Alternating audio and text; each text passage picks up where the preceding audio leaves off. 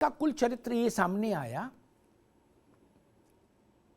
सब अपने अपने बचाव में संकरी गलियां ढूंढ रहे हैं, मन में किसी के प्रायश्चित का एक अंश नहीं। सब मुदित हैं कि खूब गाली दी, चकाचक आनंद आ गया, ऐसा अंदर सबके वो लड्डू फूट रहा है गाली के आनंद में है। किसी को ये प्रायश्चित नहीं। लड़ाई किस बात पर हो रही, तुम्हें में किस बात पे हो रही? बोले जेल कैसे करा दी, तो अच्छा इसको हमारे को करा दी तो तुम्हारा वाली भी जाए, दूसरा करे ना, हम अपने को नहीं जाने देंगे, तुम्हारे वाले को भेजेंगे। इसकी लड़ाई हो रही है। गाली क्यों दी गई इस पर कोई नाराज नहीं है भारत में।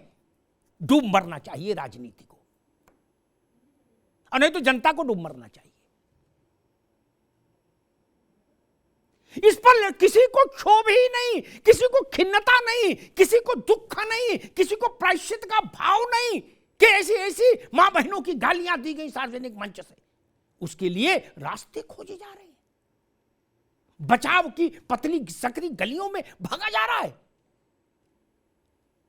चौराहे पर खड़े होकर किसी में नैतिकता नहीं कि कहे कि हां गलत हुआ भाई। एक दिन हो तो बस सब्र कर ले कि कोई मामला तकनीकी हो गया। महीनों चला है गालियों का यह अंतर कारोबार। ऐसी गालियां जो भारत की राजनीति में सार्वजनिक मंच पर कभी नहीं सुनी गई, कभी नहीं सुनी गई। कोई रिश्ता नहीं बाकी रखा आप लोगों ने, राजनेताओं ने। परिवार का कोई हिस्सा बाकी नहीं रखा, कोई कोना बाकी नहीं रखा। और ये दावे के साथ कहा जैसे भद्दे विज्ञापन के पोस्टर लगे होते हैं बस अड्डे के बाहर खंबे पे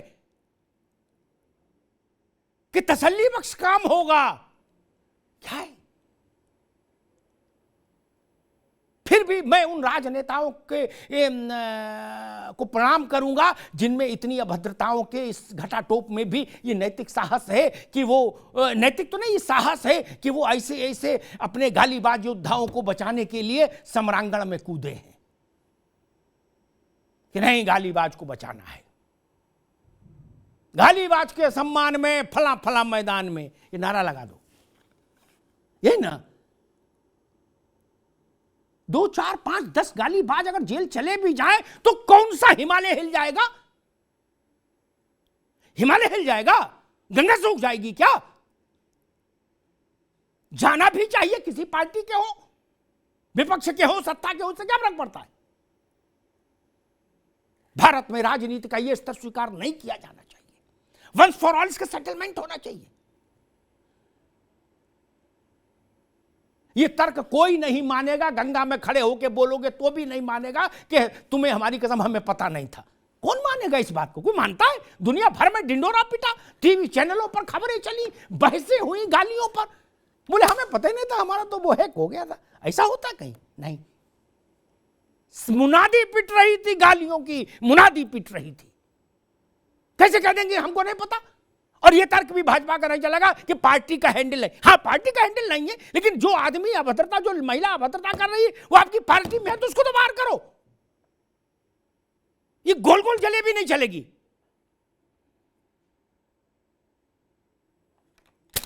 अपराध अपराध है, उसमें दो मापदंड नहीं हो सकते, दो नपने नहीं हो सकते। एक ही नपने से नापना चाहिए चीजों को। और एक बात मैं कहूंगा बहुत विनम्रता से, पता नहीं कितनों को याद है, कितनों को नहीं याद है, लेकिन प्रियंका गुप्ता और प्रियंका राणा जैसे जो लोग हैं युवा, इनको इस बात को समझना होगा।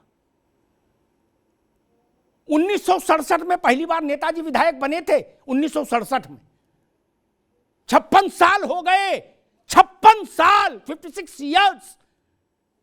अखिलेश जी का परिवार उत्तर प्रदेश पुलिस की सुरक्षा और अभिरक्षा में है 56 साल से। उसके लिए आप पैसा आरोप लगाओगे कि जहर दे दोगे? पुलिस ने कुर्बानियां दी हैं, मैं इस बात के साथ नहीं खड़ा हो सकता।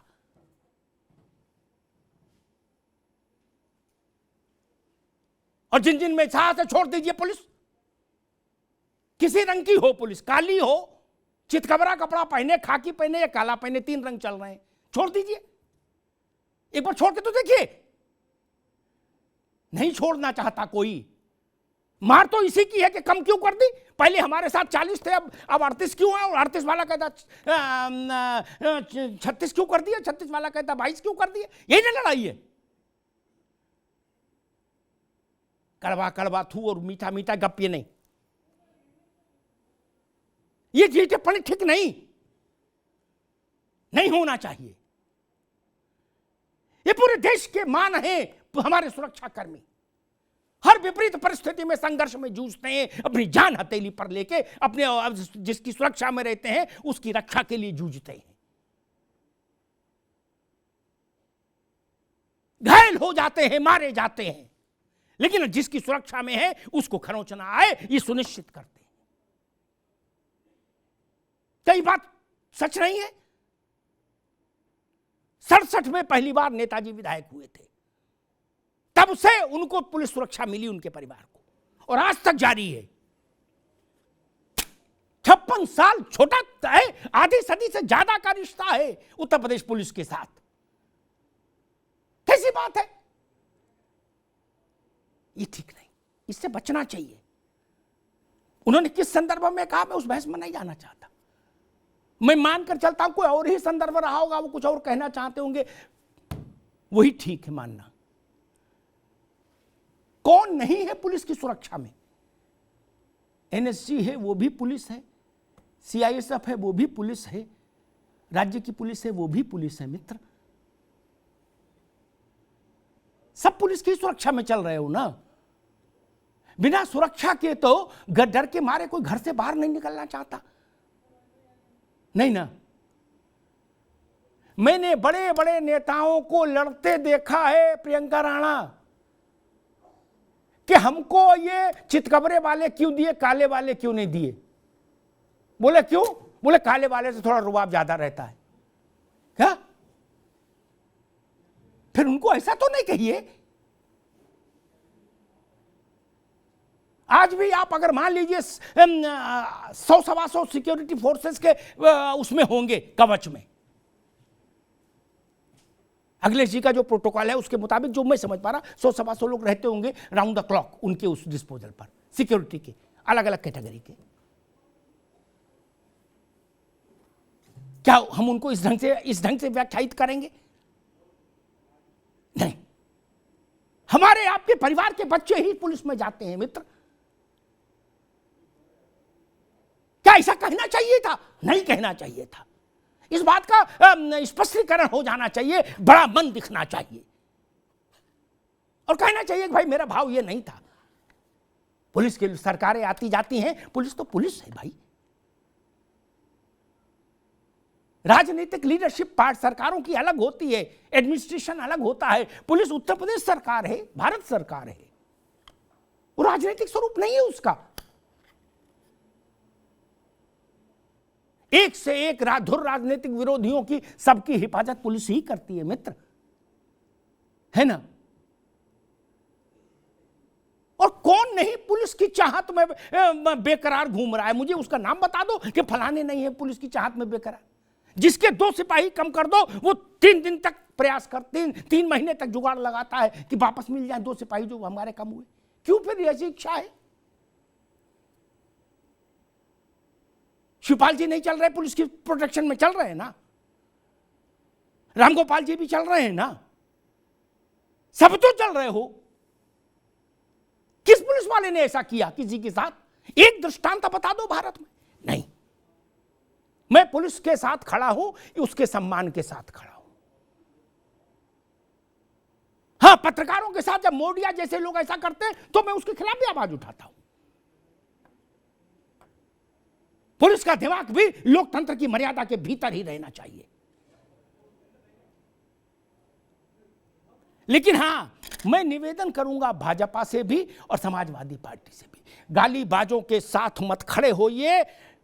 न मन से, न शक्ति से, न सामर्थ्य से, किसी तरह से मत खड़े होइए। देश में ये संदेश नहीं जाना चाहिए कि आप किसी तरह से प्रत्यक्ष या प्रच्छन्न गालीबाजों के साथ हैं। वो स्त्री हो पुरुष हो, लैंगिक भेद का कोई मतलब नहीं। मेरे लिए जेंडर डिफरेंस का कोई मतलब नहीं। जिसने अपराध किया, जिसने मर्यादा तोड़ी, सबको जेल जाना चाहिए। वो किसी पार्टी के हो, उनका कोई जेंडर हो, इससे भी फर्क नहीं पड़ता। वो प्रियंका राणा के लिए समस्या हो सकती, मेरे लिए नहीं। पाप किया, जेल जाइए। और भारतीय जनता पार्टी को अगर अपने को शुचिता के बड़े पायदान पर रखना है तो उसको ये बताना होगा कि ऐसी अभद्रता का सार्वजनिक प्रस्तुतिकरण करने वाले को हम अपने साथ नहीं रखते। उसको जहाज से तो उतारना होगा। फिर जहाज पर भी रहे और कहो हमारा लेना देना नहीं, ये नहीं चलेगा। अखबार में निकलवाना पड़ता है ना कि भाई लड़के से हमारा कोई लेना देना नहीं, इसके साथ हमारा कोई व्यवहार नहीं माना जाएगा। विज्ञापन छपता है ना, तब माना जाता है कि कोई लेना देना नहीं। राजनीति में भी ये नैतिकता रहनी चाहिए। भारत ऐसा दिन दोबारा ना देखे, किसी दो बड़ी पार्टियों में, क्या छोटी पार्टियों में भी ऐसा सार्वजनिक गाली गलौज का मतलब गंदी फिल्मों में भी ऐसे दृश्य, ऐसे डायलॉग मैंने नहीं सुने होंगे किसी ने। जैसी बातें यहां हो गई, 2 लोग करते थे और 2 लाख लोग उसमें आनंद ढूंढते थे। ईश्वर बचाए ऐसी राजनीति से। राजनीति को, राजनेताओं को संस्कार और मर्यादा की जो ऊष्मा है वो मिले। भारत की जो एक सभ्यता और संस्कृति रही है उसके साथ वो अपने को खड़ा रख पाए, इतना साहस मिले। मेरी यही प्रार्थना है प्रभु से। धन्यवाद।